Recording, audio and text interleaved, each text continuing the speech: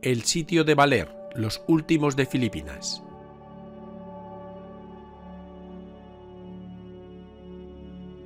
Se trató de un asedio al que fue sometido un destacamento español por parte de unos insurrectos filipinos en la iglesia del pueblo de Valer, en la isla de Luzón, durante 337 días.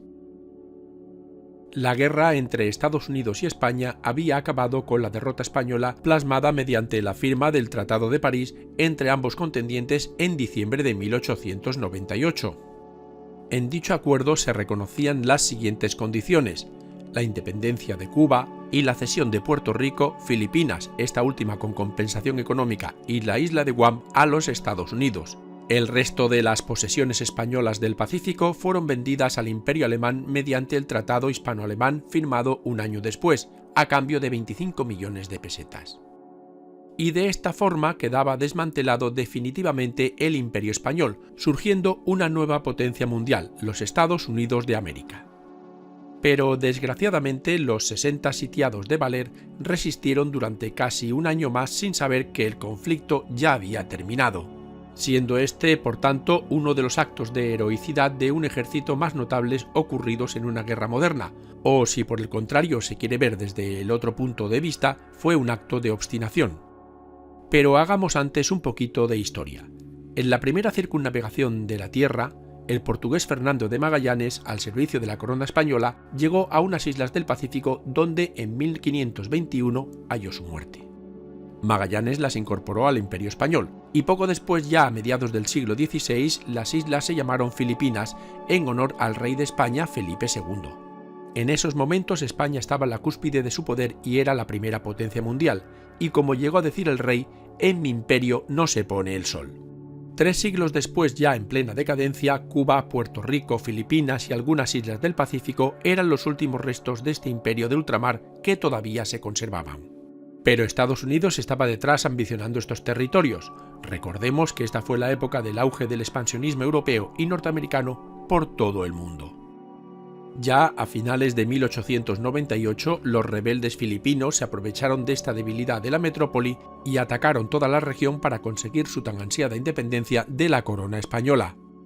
Y para ser más concretos, el 27 de junio Valer amaneció desierta y los españoles aprovecharon para convertir la iglesia en una pequeña pero segura fortaleza y así defenderse.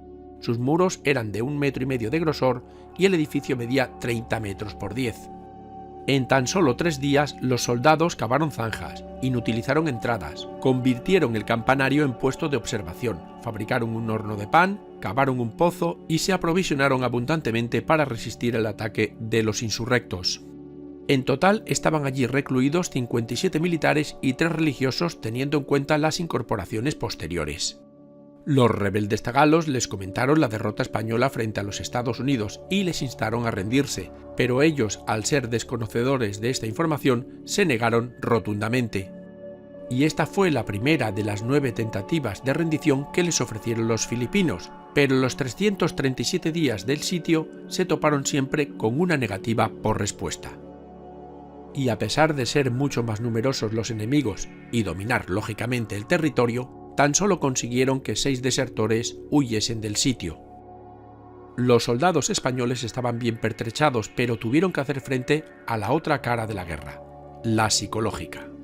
Los filipinos hacían ruido para que no durmiesen, paseaban a chicas desnudas haciendo gestos lascivos, los desertores les gritaban con altavoces para minarles su moral, así como todo un sinfín de tretas de todo tipo con el objetivo de que se rindiesen.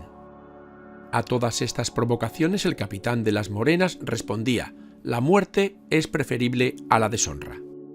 Y durante el asedio tan solo fallecieron 2 soldados españoles, mientras que por el otro bando tuvieron unas 700 bajas. Las 15 bajas españolas restantes se debieron a enfermedades como el beriberi y la disentería, al tener una mala alimentación y estar hacinados en 300 metros cuadrados. Un punto de inflexión lo marcó la muerte de los 2 oficiales, de las Morenas y Alonso Zayas. Entonces tomó el mando el teniente saturnino Martín Cerezo. El hacinamiento y la enfermedad eran tan grandes en el recinto que Martín Cerezo ordenó una salida nocturna para conseguir fruta fresca y airear la iglesia, lo que conllevó la mejoría de los enfermos. Por esas fechas, España ya había capitulado ante Estados Unidos, pero ellos no se habían enterado. Incluso un alto mando español llegó con periódicos madrileños que lo avalaban, pero los atrincherados creyeron que eran falsificaciones. Y al estar agotándose las provisiones, Martín Cerezo planeó otra incursión nocturna para llegar hasta Manila, pero antes ordenó fusilar a los 2 soldados prisioneros que intentaron desertar y que llevaban 4 meses encarcelados, así como destruir el armamento que no se pudieran llevar. Y fue en ese instante cuando volvió a hojear los periódicos y se dio cuenta de que decían la verdad, que España había perdido la guerra contra los Estados Unidos. A partir de ese momento tomó la decisión de hablar con los filipinos para negociar la rendición, pero previamente se lo había comunicado al resto de la tropa. Y el 2 de junio de 1899 se hizo efectiva la capitulación de los soldados. Martín Cerezo había negociado una rendición honrosa, ya que los filipinos aceptaron que los 33 españoles saliesen con las armas hasta el borde de su jurisdicción, donde deberían entregarlas. Una vez en el puerto de Manila, viajaron hasta Barcelona, donde fueron agasajados como auténticos héroes. La expectación era tal que incluso la reina regente María Cristina les recibió en audiencia y les felicitó por su heroísmo. Pero Martín Cerezo dijo que tan solo habían cumplido con su deber, a lo que María Cristina respondió: «Ay Martín, si todos hubieran cumplido con su deber», en clara alusión a la dejadez de algunos altos mandos militares españoles. El resultado final de esta epopeya fue de 60 personas sitiadas, incluyendo los 2 misioneros enviados por los filipinos.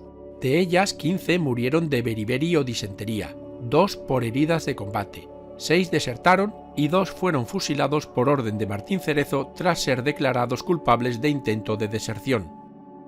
Poco después, en 1904, el propio Martín Cerezo escribió el libro titulado El sitio de Baler, dando fe de lo que pasó durante ese año de asedio.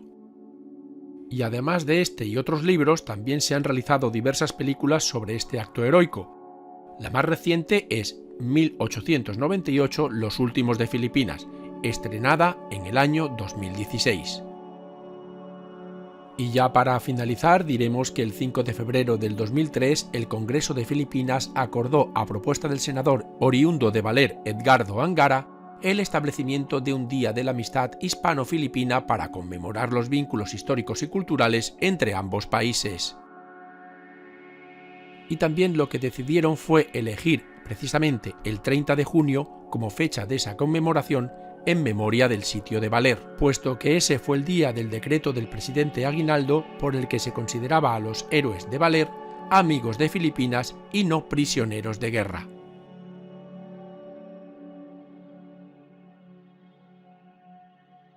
Si quieres ver más vídeos como este, entra en youcan.com.